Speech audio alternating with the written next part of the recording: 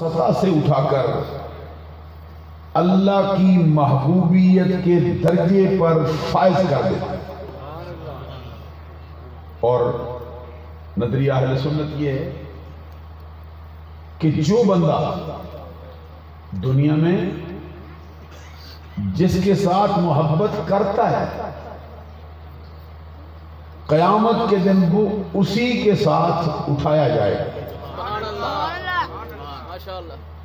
تیسری بات یہ ہے کہ قیامت کے دن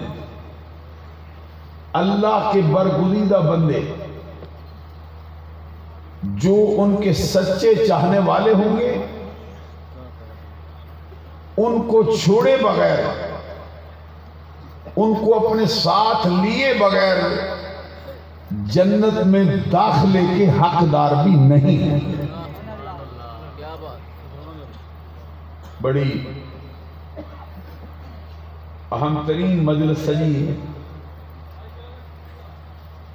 آج ان کا 63واں عرس ہے۔ ڈاکٹر صاحب نے مجھے بتایا وہ دائی اجل کو لبیک کہہ چکے ہیں، لیکن ہمارا نظریہ یہ ہے کہ ایسی ہستیاں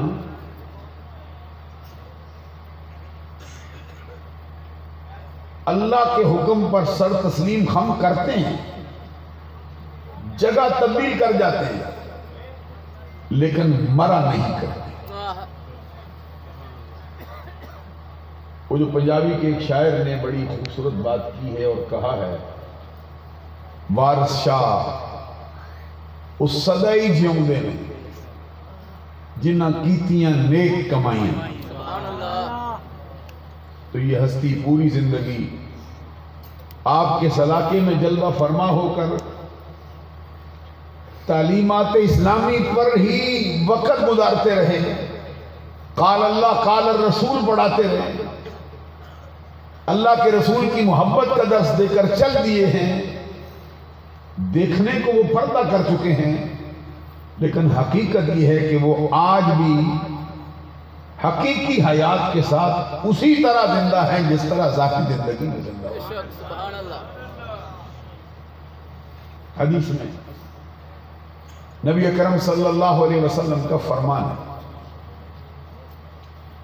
حدیث میں ہے، ان النفوس القدسیہ اذا تجردت عن العلائق البدنیہ اتصلت بالملأ الاعلی وترى وتسمع الكل كالمشاہد۔ اس کا مطلب یہ ہے کہ جب پاکیزہ جانیں اپنے جسد انصری سے جدا ہوتی، پاکیزہ روحیں جب اپنے علائق جسمانیہ سے الگ ہوتی تو الگ ہوتے ہی مالائے اعلیٰ سے ملا دی جاتی، مگر ان کی روح کا رشتہ ان کے جسم کے ساتھ اس طرح مسلسل رہتا ہے کہ بعد الوصال جو بھی ان کے دروازے پر آئے وہ آنے والے کو دیکھتے بھی ہیں، سنتے بھی ہیں، سمجھتے ہیں کہ کون آیا ہے۔ جیسے دنیا میں دیکھتے تھے ویسے بعد الوصال بھی اسی طرح دیکھا۔ حدیث میں نبی اکرم صلی اللہ علیہ وسلم کا فرمان ہے، اذا مات المؤمن یخلی سربہ یسرہ حیث شاء۔ جب بندہ مومن انتقال کرتا ہے تو اس کی راہیں بند نہیں کی جاتی، جیسے ہی بندہ مومن کا انتقال ہوتا ہے اس کی راہیں کھول دیتے ہیں۔ اللہ کی طرف سے اس کو حکم آتا ہے کہ یہ زمین تیرے رب کی ہے، تو بندہ رب کا ہے، تیری زندگی رب کی محبت میں گزری ہے، تو اسی میں زندہ رہا، اسی میں چل بسا۔ اب یہ رب کا جہان تیرے سامنے ہے، جہاں تیرا دل چاہے جا اور جہاں سے چاہے تو لذت حاصل کر۔ عزیزان گرامی قدر،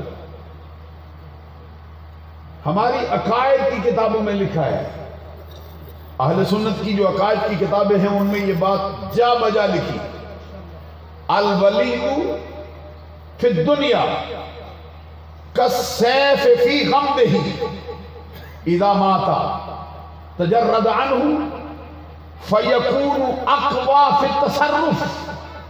اس کا مطلب یہ ہے کہ اللہ کا ولی جب دنیا میں ہوتا ہے تو وہ ایسی تلوار کی مثل ہوتا ہے جو میان میں بند ہو۔ کیا مطلب ہے؟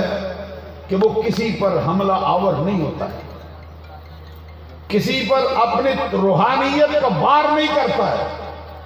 جب اس پر موت کا پروانہ جاری ہوتا ہے تو گویا کہ وہ اس طرح ہوتا ہے جیسے میان اس سے اتار لی گئی۔